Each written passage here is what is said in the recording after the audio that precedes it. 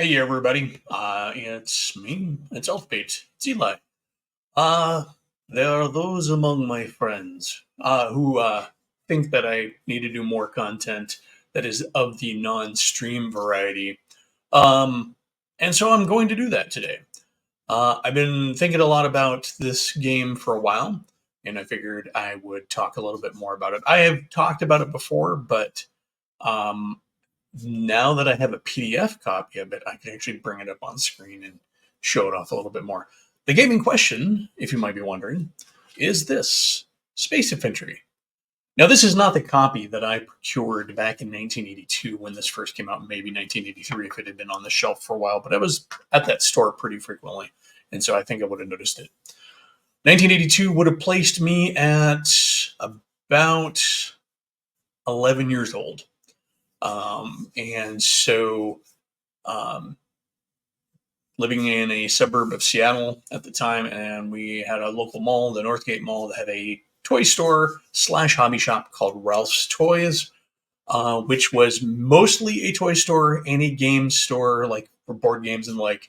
Though it had an upstairs that was dedicated towards a loft space, not an actual second floor, that was dedicated towards plastic model kits and model railroading. Of course, as it was the early 80s and D&D was all of the rage, this store also managed to have a little side display right off the main counter where the clear case was and all of that, where they would keep the electronic toys and the like. Um, right next to it was a pegboard with a couple of shelves and I believe a couple of just like magazine-sized box sorters, where they had the RPG stuff below. They had a flat shelf with like the miniatures box sets, and then the pegboard was all the minis. Like mostly Raw Partha and Citadel, pre-slotted-based Citadel, the old stuff. Um, Grenadier boxes down below. Of course, Grenadier really didn't do a lot of blisters back then. And then, later on they would get some Martian metals, and they may have had other manufacturers, but those are the ones that stand out. Anyways, they also had some pegboarding for microgames, which I really wish I would have bought back then because they didn't register as real games to me, and now I've grown to appreciate those. Um, and then there were like the traveler pamphlets and stuff um, that the digest style traveler books and the like. But among them was Space Infantry. The day that we were there, my buddy and I, partner in crime in that neighborhood, um, and I say partner in crime because there's a good chance that when I first acquired this game that I shoplifted it because I was a dumb kid. Um, there were two copies there, and me and my buddy both grabbed one. And this was one of my earliest non D&D game acquisitions, and it stands out in my brain, in my mind, in my nostalgia as being something that was very different. Whether or not it's good or not is beside the point. We tinkered around with it. I think we never really played it. I think we may have just pilfered it for ideas for some of our stuff, our own homebrew stuff that we had been doing at the time. But yeah, so I acquired that. It stayed in my personal collection of RPG stuff forever. But alas, it did not make it past my mid-20s, mid to late 20s roommate living situation, and it is amongst the casualties of that move. However, I was able to find a copy on eBay or Amazon, one of the two. Really good condition. If you look at how sharp that spine is, it is, it's stitch bound, so it's held up pretty well. What I did not know back then, and amazes me for a game so small and so obscure and honestly not overly great of a game, is that between 1982 and 85, I think it was, there were 10 books published for this game. I have never seen anything more than the main book in the wild. Not back then, not since then, but there are 9 other books besides this one that focus on everything from uh, different careers outside the space infantry, spaceships, planets, alien life forms, robots, all sorts of other stuff. Um, and I've never seen them. Not only have I never seen them out in the wild back in the day, they don't come up on searches at all. This one will occasionally come up on a search, but it's a rarity. Um, I've not seen PDFs, and in fact, it wasn't until just recently, thank you, Jason, Mecha Studios, that I was able to acquire a PDF of this, which is why I'm now doing this video here, because this is a digest book, and it would not be easy to do a flip through. I do not have a setup with an overhead cam right now or anything like that, and this book does not want to lay flat, and I don't want to force it to, because while it is glue and stitch bound, I don't want to push it. This is like, it's a, you know, it's a game from my childhood. But I'm happy to have that one. I know that Jason is working on trying to track down physical copies and or PDFs of some of the other books, but we'll see what comes of that. So, anyways, Space Infantry is a game that really is very honest and upfront, right on the cover. It is a game where you play cadets in the space infantry fighting your way through space. It is advertised as a game of adventure in space. The subtitle is "Discover the thrills of exploration, combat, and space travel in Space Infantry: A Game of Adventure in Space." Um, and it does all of that. So we'll flip through and look at the individual sections in a moment, but um, it has character generation, obviously. It has a very detailed combat system, and it has rules for spaceships and some rudimentary rules for running adventures. It's very clear that this was intended to have other books come out afterwards. Um, Damned if I ever saw them. Um, as we go into this, you're going to see that it's a little janky both in presentation and in the mechanics of the system. It's clear that the game was designed for each space infantryman to almost be a one-man army. And there's a subtext throughout the game that it may have even been intended to be played with one game master and one player, with the space infantryman being this kind of super soldier. Even though you are not super soldier in the classic sense that we understand it now, of like the Captain America or the Space Marine or Master Chief or anything like that. You are a super soldier in that you are a dude who has a lot of cool gear and has access to gear that does some amazing things. All right, so one last little look at the cover, and then I'll bring up the PDF and we'll start pouring through that. So let me take a look here. All right, so got here the cover, and this is pretty standard fare for a small independently produced game back in the day. Some pretty rudimentary art, clearly a pose probably lifted straight from a comic book. I would say this is probably Trey's work or somebody's just basic understanding of drawing comics the Marvel and DC way. You got the skin tight bodysuit, um, motorcycle style helmet, a pew pew laser pistol. You've got some very two dimensional spaceships, and an attempt at scenery. Um, Not bad, and certainly for 1982, not the worst thing that you would have seen. Um, Throughout the illustrations in the book, they are all done black and white. This is the only color we're going to get, and a lot of them are really dark and really hard to read out. And because of the lack of color, it often looks like a shirtless guy running around, even though it's supposed to be a skin tight, space suit kind of an affair. So jumping in, we got our cover here. It's by DNR Game Design, DNR Game Designs, and it really is a labor of love by a couple of people who probably needed an editor. It's written by Daniel Douglas Hudo, designed by Daniel Douglas Hudo, and Roger Allen Esnard. Illustrations are by Christian Edward George. Um, and I don't know who those guys are, and they don't appear to ever have shown up in gaming ever again. So it is what it is. The history of those guys is not clear, but hopefully Jason's work, detective work, will render us some more information. We can see here that this is the first edition. I don't know if there's ever a second edition. Copyright 1982, Daniel Douglas Hudo. And then we also know that these guys were in Bronxville, New York. That was where their company was. We have an ISBN here, obviously, so this thing was official.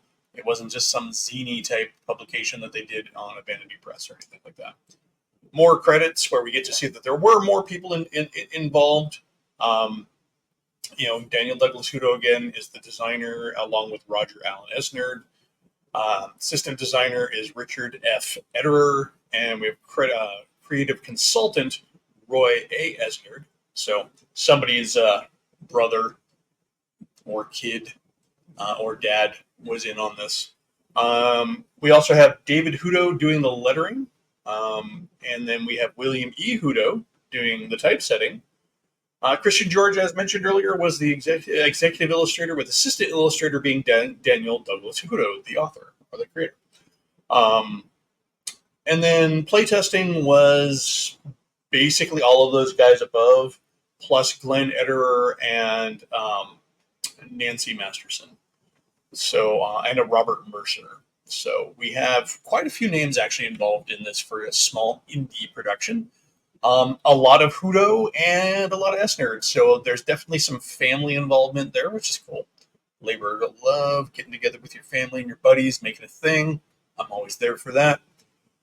Our table of contents, pretty straightforward. I'm not going to read it. It is here. I'm going to pause a while. So if you wanted to pause the video, you can go ahead and take a look at it. But it covers the basics. And gets some notables here, though, are time and months and languages, really getting into some of the nitty-gritty of a sci-fi universe, game master texts. So it's clearly there's a section that the game master is supposed to read. And it continues. It goes on. There's a lot in this book. 60, let's see, what's the page count on this? There are 68 pages. 69 if you count the advertisement at the end, and we'll get into that towards the end, because it does sneak peek some of the books that they were planning on coming out after this first edition. And let's see here. Sorry, just a moment. All right. So that then takes us into the introduction. I'm not going to read it. This is just a guy. This is just Daniel Douglas Hudo talking about,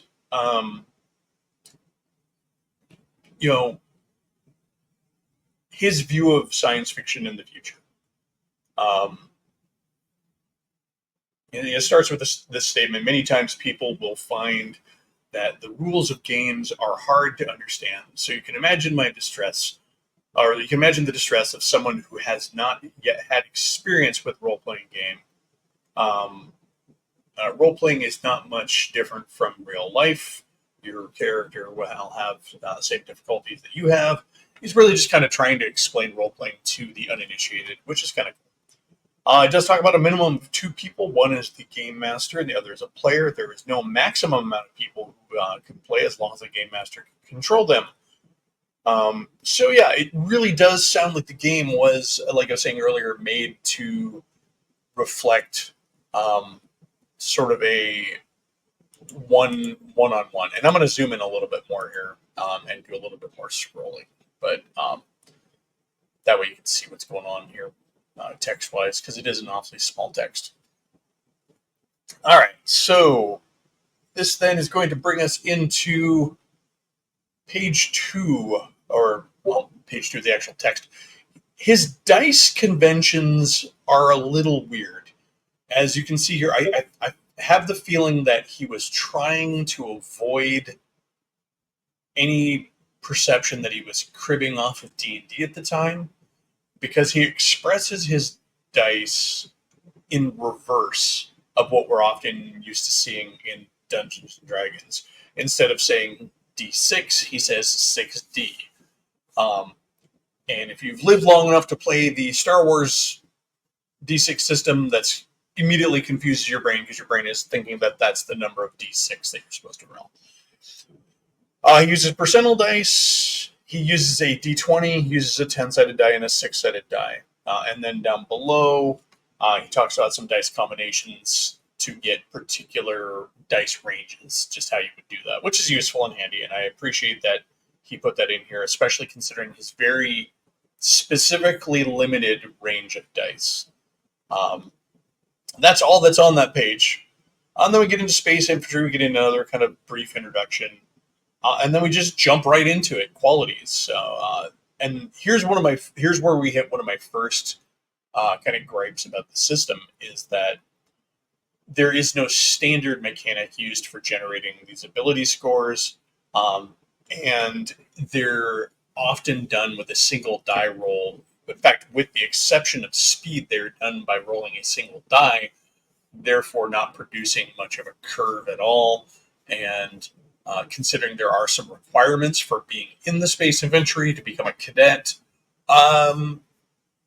you kind of need those. So, right here, we're hit with the first one of this. So for intelligence, you're going to roll a D10 or a 10D, as he puts it, and you need to have an intelligence of above 5 to be a cadet.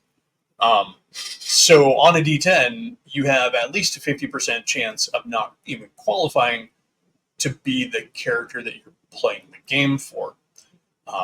So if I were to run this, I would just say if you rolled anything under 5, you're under 6, you're intelligence 6. Agility has a good set of description. It's interesting because offensive and defensive strength is determined by agility, so that's cool.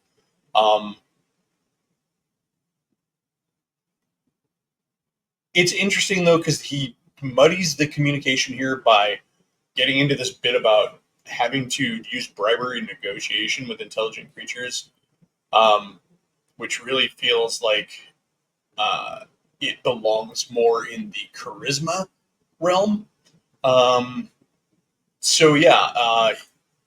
Go through all of this, and let's see.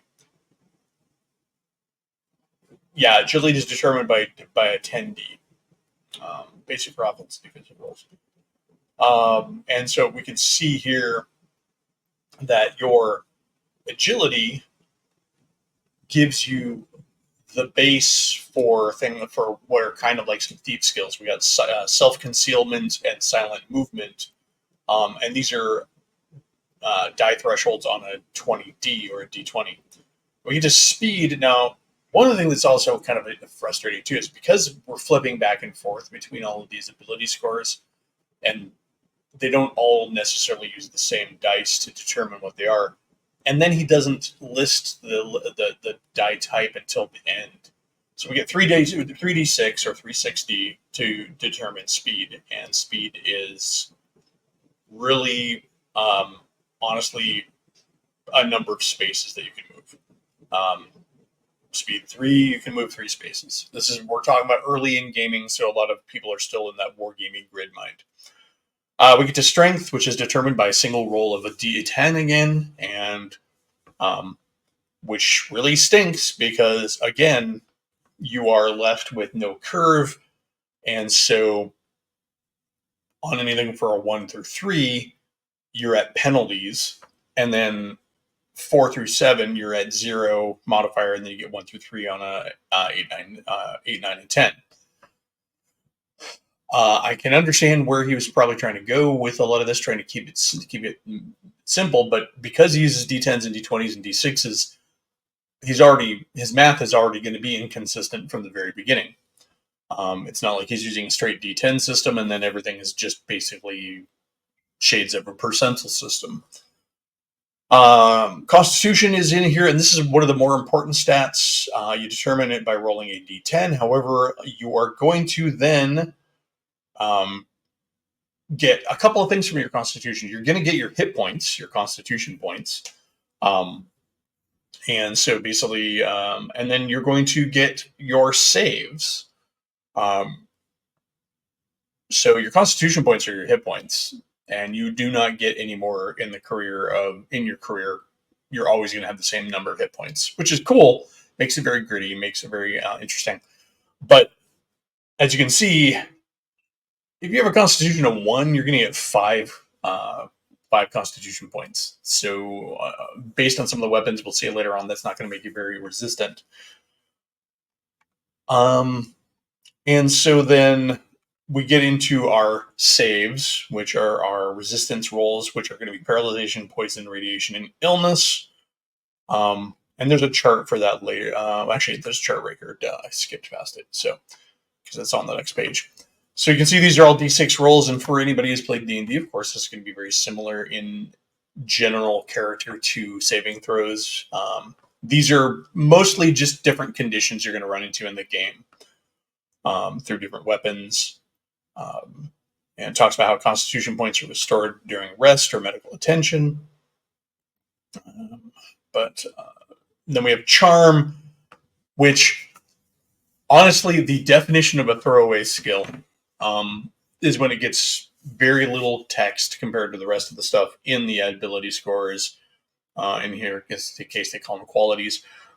And then we just roll a simple d10. And then it talks about what the cadet does. If you qualify for a cadet, of course, because you have to have over a 5 intelligence. So you start with 3 weapons, 3 equipments, and 1 suit. The gear is usually what the cadet has trained on. Cadets are part of the larger military in space and which provides food, shelter, and equipment. Advancement in the ranks comes through the proper execution of given assignments. If a cadet attains admiral status, he or she is responsible for an entire infantry command. Often cadets remain captains even after they gain admiral rank. They could gain admiral rank in order to continue active adventuring.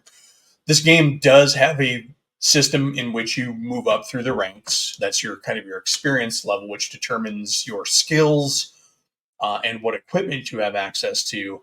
But it also, as you see here, states very specifically that if you go above captain, you're no longer in the field, and you would have to stop adventuring. So here's our chart here, and let me pull myself out of the picture here for a moment. You can see here that we have. Here, I'll actually go down here. Woo! Look at me move around the screen. All right, so we got here with the rank. You get bonuses. This is effectively your fighting skill increasing. So cadet 3rd class, 2nd class, 1st class, midshipman, ensign, lieutenant, lieutenant commander, commander, captain, and then admiral.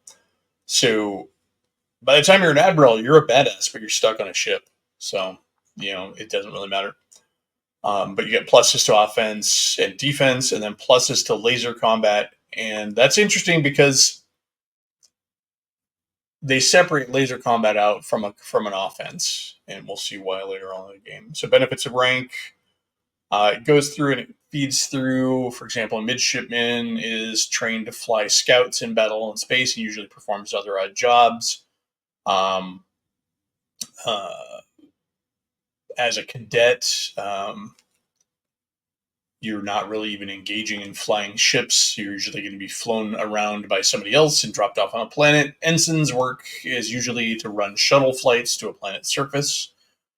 Once there, he may perform any number of tasks which you're trained for. So we can see that as we go through this, we are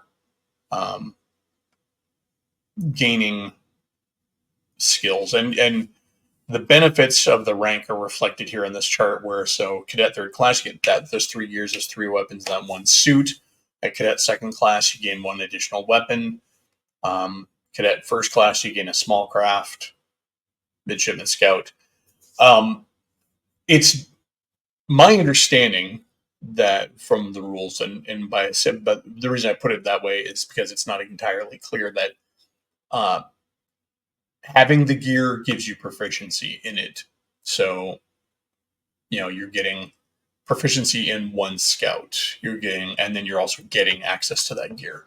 You look at here, you get computer study at lieutenant. At lieutenant commander, you get a robot, and then you get a small craft. At commander, at captain, you get a warship, and then at admiral, the entire fleet. It's very Starfleety here, if you think about it, because the captain, who has an entire warship, is still able to go on adventures. So where you've got that whole beaming, the captain beaming down with the rest of the party. Rank points. This is how you progress through the game. You acquire rank points for succeeding, for completing missions, and with those rank points, you go up through the ranks, and then you also get skills. Not a lot of them, which is why I'm really inclined to believe that the intention here is that having access to those pieces of equipment gives you proficiency, because you're only ever going to have 3 minor skills and a major skill. So you're basically going to have a specialty and then 3 minor skills that your character uses in terms of skills. Very simple and straightforward performance, basically XP system, and this is your game master determines how well you did on that event, on that scenario. If you did poorly, you get 1 rank point. Fair, you get 3 rank points. Excellent, you get 5 rank points, and then above the Call of Duty, you get 8 rank points. Another thing I do not like is that skills are randomly selected. Are randomly determined by percentile roll each time you get them. I feel with so few skills, it would be nice to just, and you could easily house rule this, just let the characters pick which ones they wanted, because you're only ever going to have 4. And there's only 8 skills to begin with. We get our descriptions for our skills here. So we get navigation as a major ability, and it's interesting because the skills are they can be used as a major or a minor skill, and then they are slightly different. So, like as a major ability, navigation, when a navigator knows the sector he's in, it allows you to plot a course without a computer aid. As a minor skill, it allows you to generalize the direction of known planets with accuracy. So it's very vague in terms of what it does. Not even that navigation doesn't even have really a modifier for a skill roll or anything like that. Pilot, on the other hand, improves your fighter combat.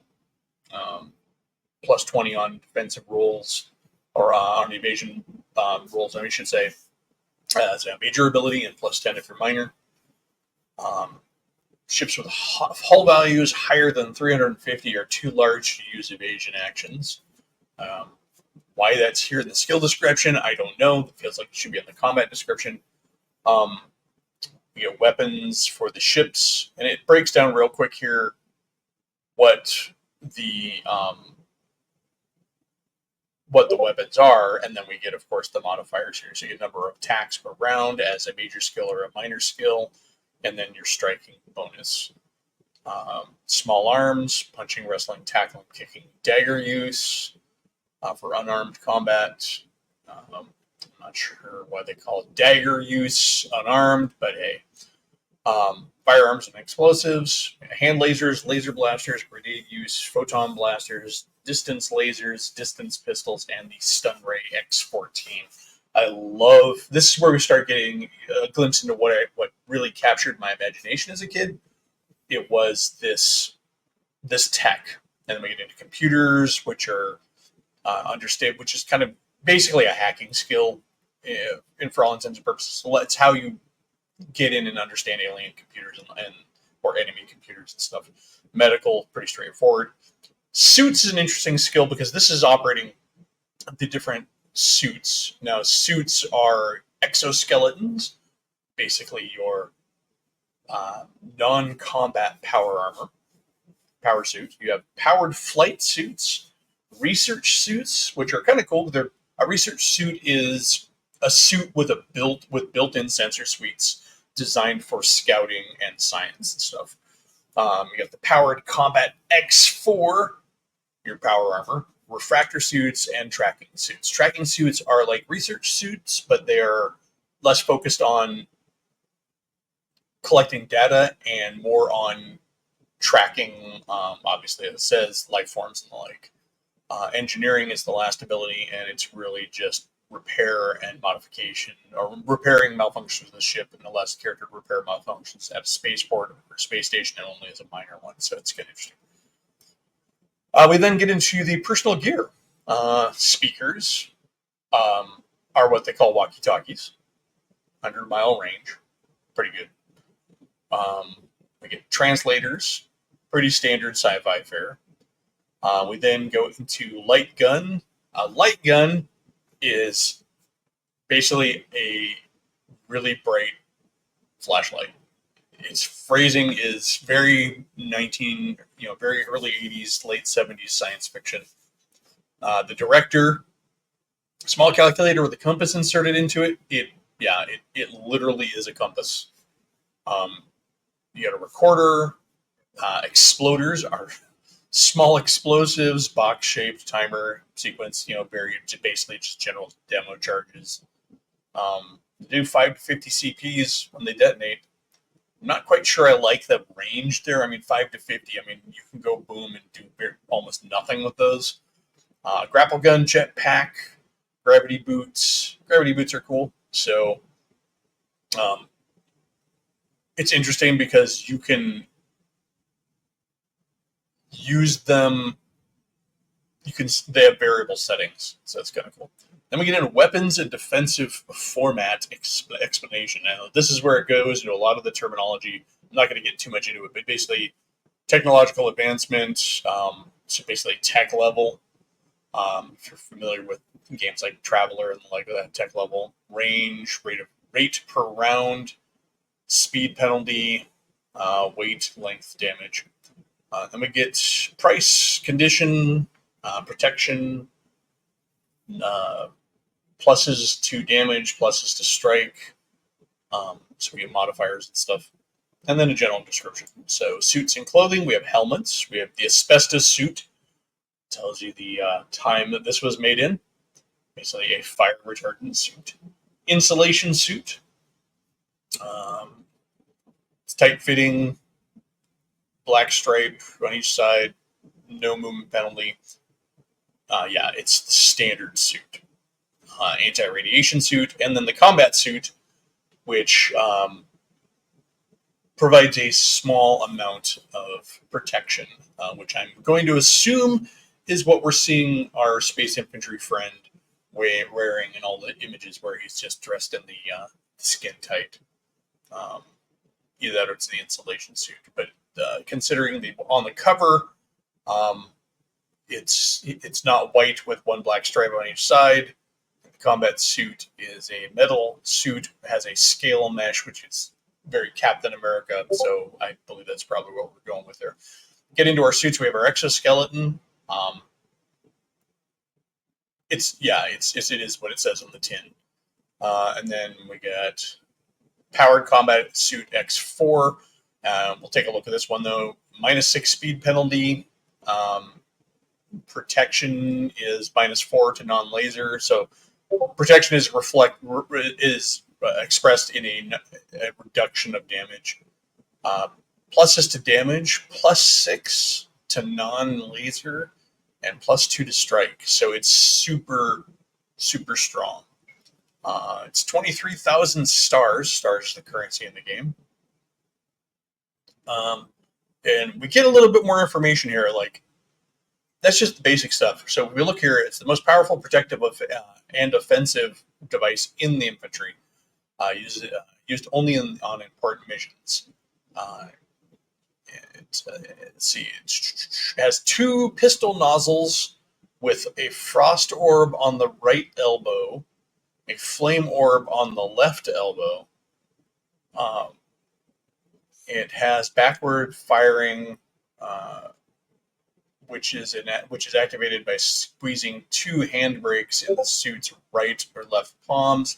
The suit can release an electrical current when it touches its victim for 1 to 10 CPs of damage. So it's a little vague here. It has 2 pistol nozzles with a frost orb in the right elbow and a flame orb in the left elbow. not quite sure what they mean by that specifically. That's the problem. So it's left to some interpretation. When we look at a powered fighting suit, for example, um, it doesn't have any built-in weapons. It just protects, and it has a built-in jetpack. Refractor suit, simply defensive against laser weapons. Tracker suit, vision helmet. Um, and then we get into some of the weapons. Antimatter rays. I'm not gonna dive too deep into this because it'll take forever. But antimatter rays, atomizers, atom disruptors, distance lasers, basically long range weapons, distance pistol. Um, let's see. And then we get like electro bracelets, explosive pellets. So the thing about the distance pistol um, is the distance pistol is the thing you see the guy with on the cover. It's kind of the signature weapon of the Space Infantry. It is a weapon that can fire different kinds of ammunition. Think of it kind of like the Lawmaster, or not the Lawmaster, the Lawgiver, excuse me, from Judge Dredd. As we see here, the electro with the explosive pellets says here, they're used in the distance pistol. We have flame orbs. They use the distance pistol. Frost orbs, they use the distance pistol. So these are the different kinds of ammunition. Then we get into gas pellets. Does not say that they use the distance pistol. Wait, yeah, there it is. Duh, right there. Then we get hand lasers, and we get laser blasters, oxygen bombs. They remove the oxygen from the atmosphere, causing suffocation wherever in the area that they explode in. So that's pretty gnarly. We have the paralyzer and the photon blaster. And then the poison shaft. It's a poison dart that is used in the distance pistol. The puncture shaft. Radiation cartridges. They are.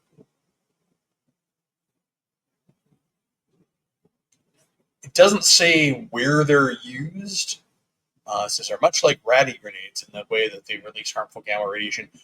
The fact that they're listed as cartridges and so much else is written specifically for the distance pistol, I would say this is probably another ammunition for the distance pistol. Ratty grenades, restrainers, sonic disruptor, and then the stun ray X14 paralyzes the nervous system of the victim. There we go. We already have a paralyzer, but this is even better. And then we get our first piece of really rudimentary art. Literally like a skin tight dude in a motorcycle helmet. But, it is what it is. And then we get into quite a few charts and tables with distances and ranges and stuff. I'm going to kind of skip ahead a little bit here because I don't want to necessarily bog down this thing. This would take forever as a video. But I do want to highlight a couple things. So unarmed combat is incredibly fiddly in here. We have an opposed roll in defender's agility, attacker's agility to hit.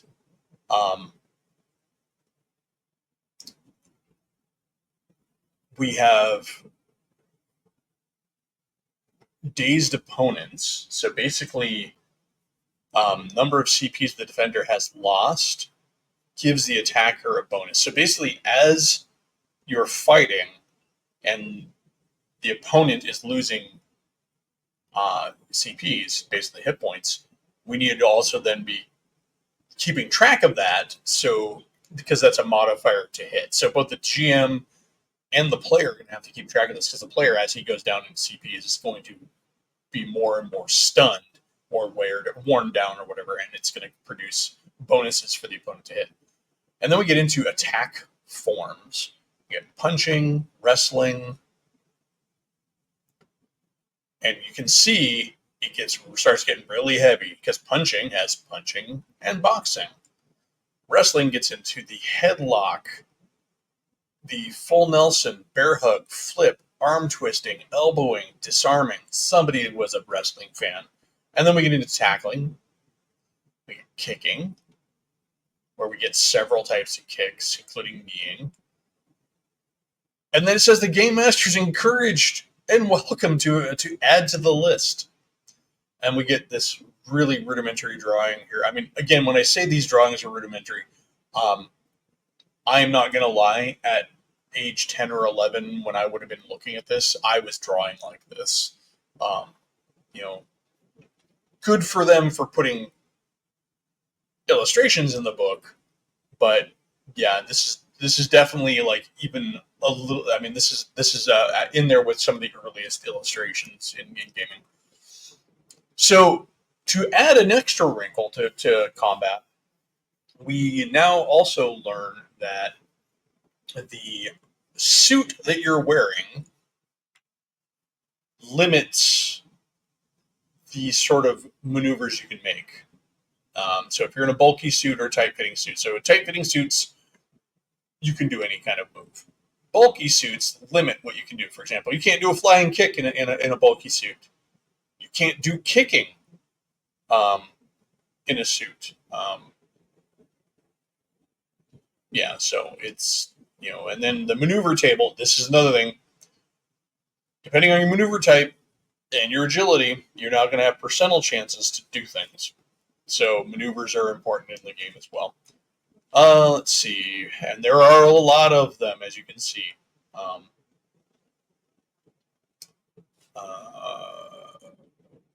Snaring, ledge, footholds, blah blah blah. I mean, it goes on. Barrel rolls for space combat. Strength maneuver tables, plowing, breaking down. Um, Suit limitations for maneuvers were. This is another thing. So now we have suit limitations for maneuvers. Um, so like snaring, ledges and footholds, snaring holes, large only, snaring person. I'm going to assume that the term snaring is being used here instead of grappling. Like, why would I ever be trying to snare a ledge or foothold or snare a hole? Um, it's probably like a quick grab kind of a thing, which is fine. Um, Speed penalties, speed and distance moved per round. Like I said, getting into a lot of the nitty gritty here. Falling tables for how much damage you fall. I do like that, unlike D&D, which is just falling in general, we very much see that falling damage is going to vary um, based on what you land on. If you land in hay, it's not going to be too bad. If you land on concrete, it's going to be harsh. If you land on steel, it's going to be harsh. So I do appreciate that. This is one of our first pictures where we see a slightly different iteration of the Space Infantryman, where he's carrying a rifle instead of the ubiquitous pistol. Space Infantry ships. We do have some cool maneuver tables, like we have Class 1, Class 2, Class 3, Class 4. So this talks about how kind of it's getting a little hard sci-fi, where it talks about the area needed for a ship of a certain class to complete a maneuver. Get into some ships here, and the basic rundown is you've got your base, you've got your hull points, your fuel points, number of tanks, level, how many levels it has, like how many decks, and then maneuverability class, and then what gear it carries. I do like that the ships are given this sort of general outline. I feel like this is a really nice way and a compact way to express a spaceship in a science fiction game, because a lot of it can be just abstracted out. Like, that there's an entry that allows the entry of a scout shuttle or small type craft. You have a brig, you have weapons terminal, you have a teleporter, you have communications, you have scanning, you have crew quarters. And then we have medic engines. It continues. Then we have so that was what ship? Basic warrior ship. All right, and so basic warrior ships hold 2 scouts, 1 shuttle, and 1 small craft. So we also know what kind of small ships is. The basic scout ship, which is what a lot of like small or solo space infantry troops are going to be moving around in. landing pods, cockpit, engine, entry, fin. Um, and then we had basic shuttle type. So this would be like if you're playing with a larger group, um, this is what's on your shuttle. Crew quarters.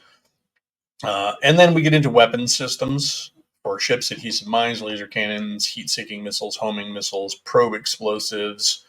Probe explosives are interesting because they talk about how they're used to clear dangerous areas or to test a way for ships traveling through space. So it's kind of an interesting bit of universe building here in that we don't seem to have deflectors. We kind of scan ahead of us, and if there's something in the way, we launch a probe explosive and clear the way. We also have tractor beams, which I'm assuming we can use to move things. Missile attractors, refractor panels, computers and robots.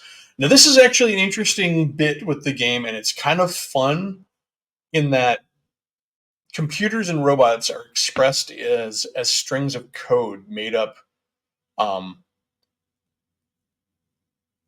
of these particular numbers or letters here. They express the capabilities of the ability. So computer readout is the description of what types of computer models a ship has, in order to easily see what types the ship have. When a computer read it out, consists of the model type with the hyphen, blah blah blah. So yeah, you can see it here. We got blah, blah, blah, blah, and then all of this stuff.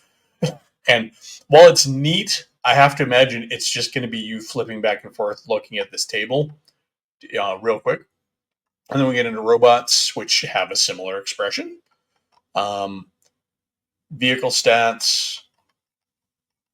And the vehicle drawings in here are actually a much neater, much nicer. So I feel like the artist who worked on this really was more of a technical artist, or at least the guy who was doing the technical art was a little bit more proficient than the person doing the character art. Very much vehicles of the time, but I remember very much loving these and being inspired by these particular designs. I can tell this for sure because looking back at some of my old drawings that I still have laying around, this kind of line drawing really kind of stuck with me. Missile types. That's very, very land ram damnation alley kind of thing. Very colonial viper looking fighters. And we get some cool, like top and side views. The warships. This first one is very Gundam to me. It's very like early '80s anime, and then we get into some stuff that's almost kind of Berkey looking, in that it's got those weird different levels and stuff that mismatch. This is like very much looks like the shuttle from Battlestar Galactica, and this is very much like a Buck Rogers Battlestar Galactica looking ship. Same with this. Here are our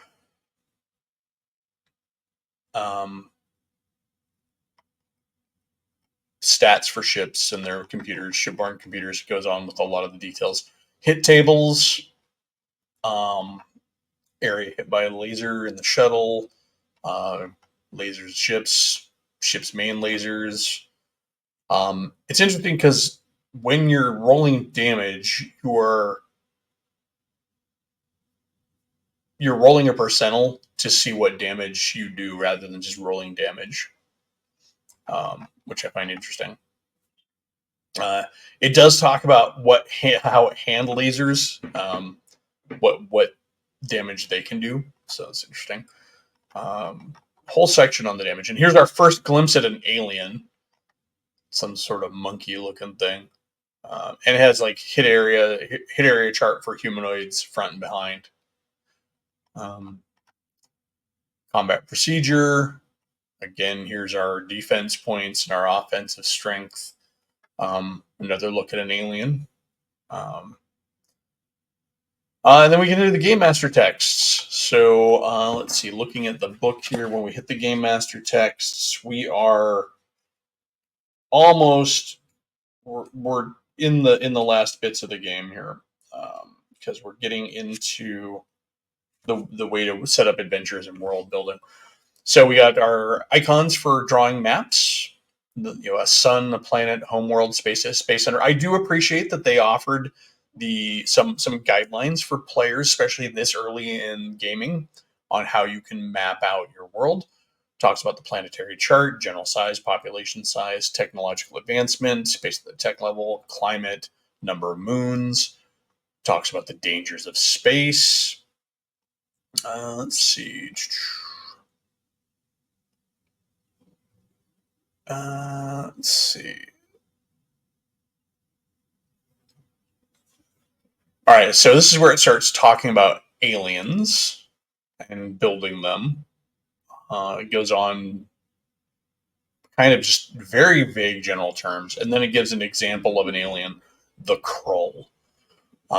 We can see that they have 15 defensive strength, they have 22 offensive strength, they have 4 to 40 constitution points, speed is 4 to 24.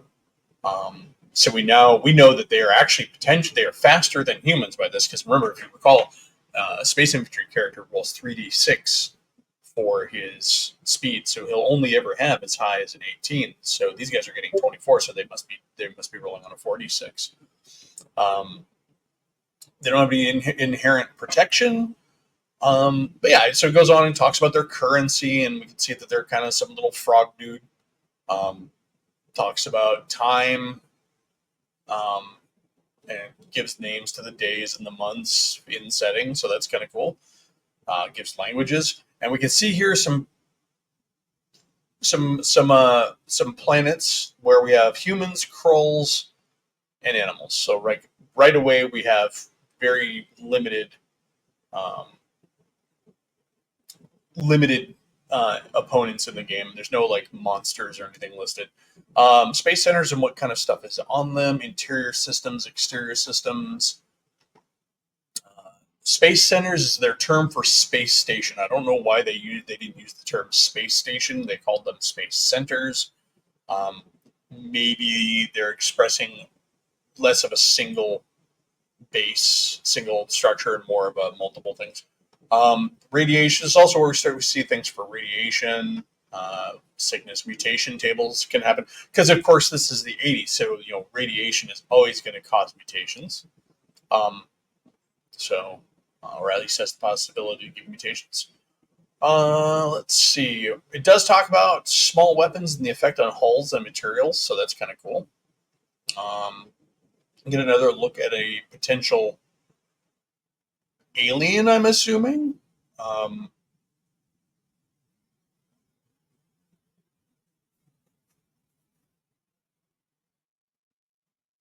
They do talk about, this is interesting, a little special note about playing advanced rank being rewarding and exciting mode of play, although players and game masters certainly play on the other modes mentioned. So the talking about ship ship movements and kind of just basically the maneuvers and stuff, things that ships do.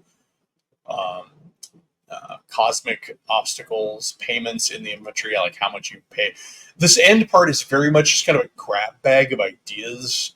Very much, honestly, I hate to say it, it's kind of a Gygaxian thing where you're like, all right, here's all the stuff. I'm just going to put it in here at the end of the book because I thought about it after I had already figured out where everything else was going.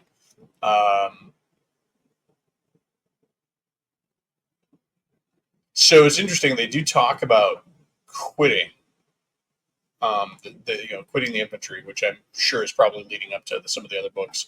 They talk about graphing planets and areas, um, licenses and laws, deep space, a price guide, general price guide, gravity effects on movement. There's a ton packed into this little book. And I think it's one of the reasons it kind of struck me. There's just so much to glean out of this thing when I was a kid. And I always remember, we even get a character sheet, which, I mean, that's pretty good for a game this old. It's very basic, very rudimentary. And then it's two-sided even, because we get a ship chart on the other side, which is cool. Or you could print them off separately, I guess. And then we get to the coming soon, and this glimpses at some of the other books that were released. And I must have seen this when I was a kid, but I never saw these books. So we got the Book of Aliens, um, uh, technologies 9 and 10. So that's going to be cool. Um, so it's going to be higher tech races. We got Space Infantry Hyperdrive, improved space combat rules. ICC guidebook contains detailed information on the ranks, laws, treaties, workings of Infantry Command Council, psychics, robots, droids, cyborgs, spelled oddly, non-infantry, freelance adventuring, player character races, and studies. Also includes more stuff. This would have been the book that really brings us into a much bigger game. I think of all the three we've read so far, I mean, the Aliens one obviously is good because it gives you stuff, but like having a real big book, or not a big book because they're all the same size as these digests, having a book that fleshed out the Space Infantry was certainly a cool, very useful book. It's where we get the Krill system, and where we get 50 detailed planet descriptions. So this is going to be our first alien empire. And then it looks like we're going to get adventures coming out as well. Basic training, outpost Stowe, assault of the Sargans or Sargans, the Meldar incident, research station. Let's see, we got Research Station 1725, Uprising on Radal, Invasion of the Alpha Mines, the Remtal Virus, Attack on the Annihilators, the Sunken Treasure, Race Across the Galaxy, and then we're going to get playing aids even. Complete character sheets, expanded alien formats, logbooks, improved world formats. Formats is their term for stat blocks, and then Game Master screen. Yeah, I mean, this game had a lot of potential. I also really appreciate that the back of the book very much lays out what's in the book. If you look at this and you were to pick this up, and I think this is probably one of the things that got us to look at it real quick when we picked it up, is like, oh, wow, okay, cool. We've got 6 major qualities, rank and benefits, increasing your rank, personal gear. I mean, it lays it all out here. Basic rules for ships, Game Master texts, planet, world. I mean, it essentially gives you the entire table of contents on the back cover, which I think is good. And if you look at this price tag, though, this is interesting because at $8 in 1980s money is like the equivalent of like something like $30 nowadays. Probably more by now with the inflation. But so for this little, we talk about how game books are expensive. This was a $30 game back then. I would say access to disposable income was probably a little bit better back then than it is nowadays, just in general. But yeah, so that's Space Infantry. I wanted to talk about it. I've mentioned it before, but this is my first chance to really go into it in detail. The PDF really helps. But I hope folks enjoyed this. I know this is about an hour-long video, but I don't think you can really do justice looking into the nitty-gritty and going through a PDF on a book on a game and come in under an hour. With that, though, I am going to close out. I hope everybody enjoyed this kind of video. I have other games I could poke into about, to the similar level of detail. But on that note, I'm going to say goodbye, good day, get out and game, and thanks for coming.